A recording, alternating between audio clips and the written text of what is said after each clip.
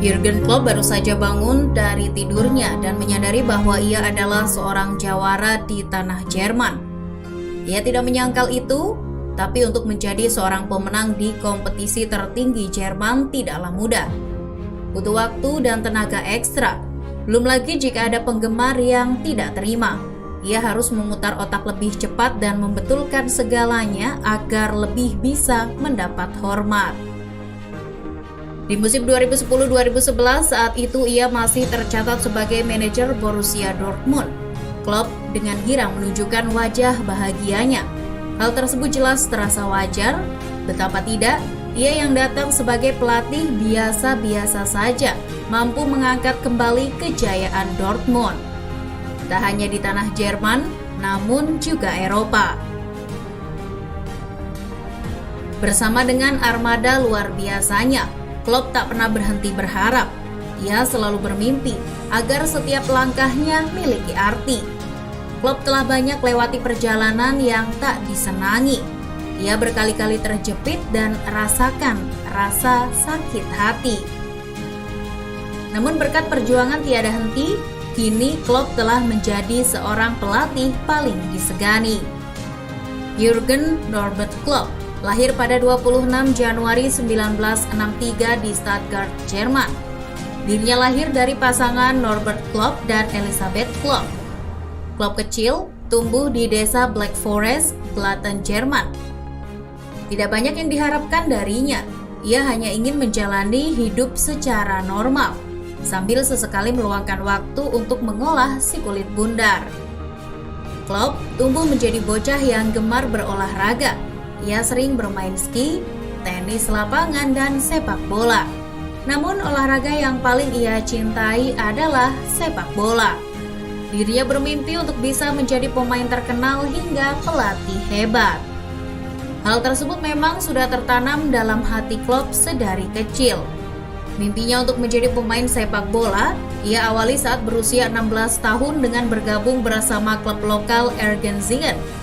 Selama kurang lebih 4 tahun membela Ergenzingen, Klopp kemudian sempat bermain untuk beberapa klub sebelum akhirnya pada tahun 1990 menaikkan kontrak dengan klub Jerman Mainz 05. Di klub tersebut, Klopp diplot sebagai penyerang. Selama bermain 11 tahun untuk Mainz 05, Klopp telah menyumbangkan total 56 gol dari 340 penampilan.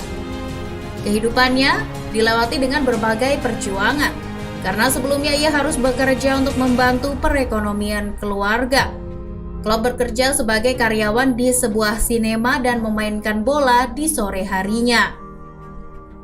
Saat Mentari mulai pulang ke peraduan, itu artinya rembulan siap gantikan peran.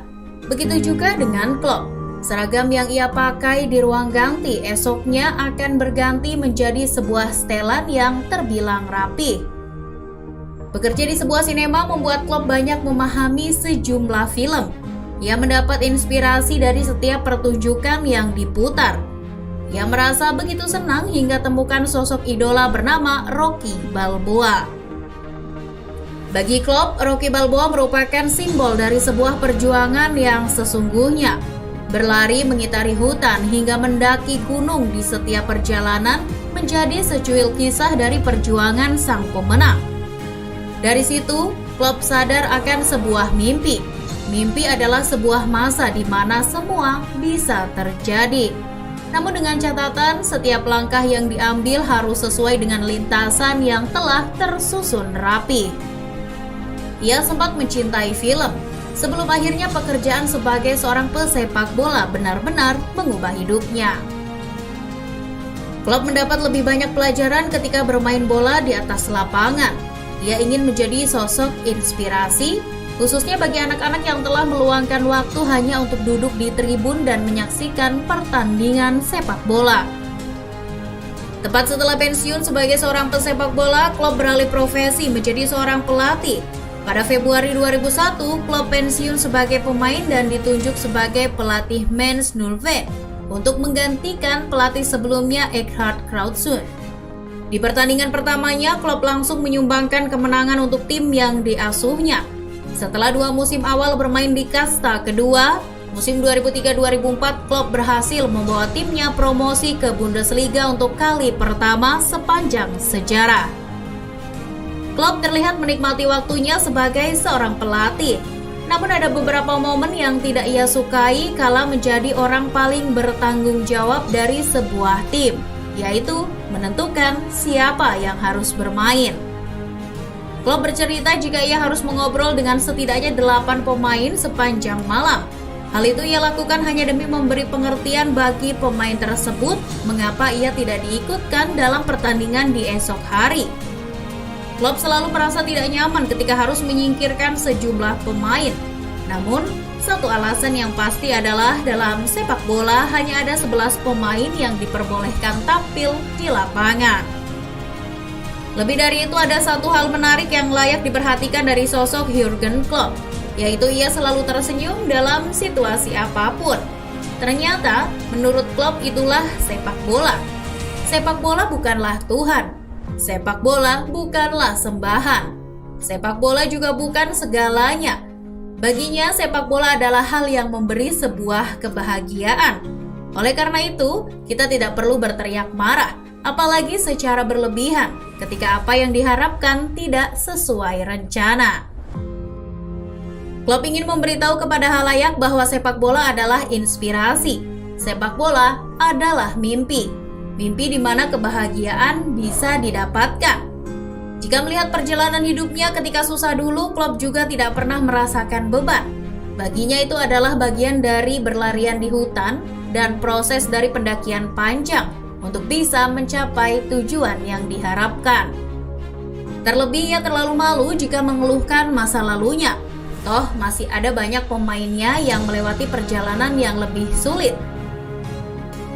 Roberto Firmino, Mo Salah, hingga Sadio Mane, semua pemain itu dianggap Klopp sebagai sosok inspirasional sejati.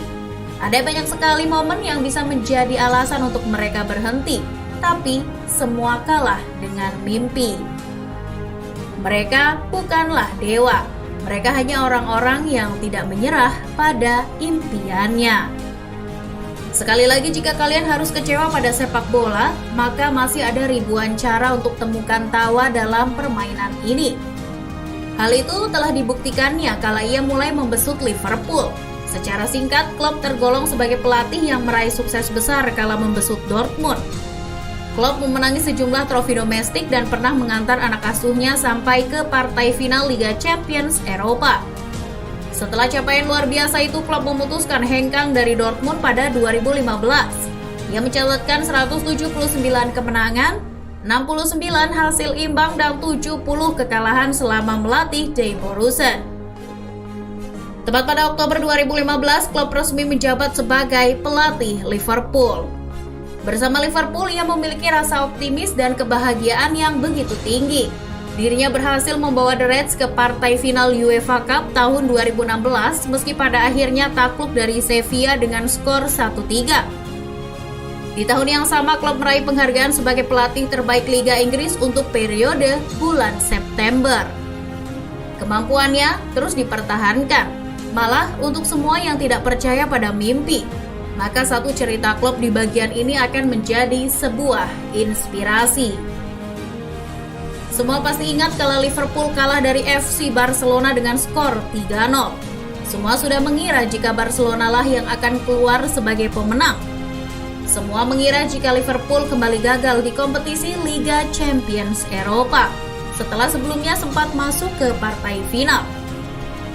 Namun satu hal yang dipercaya Klopp adalah ia punya mimpi. Ia punya impian untuk diwujudkan. Ia merasa tidak sendiri.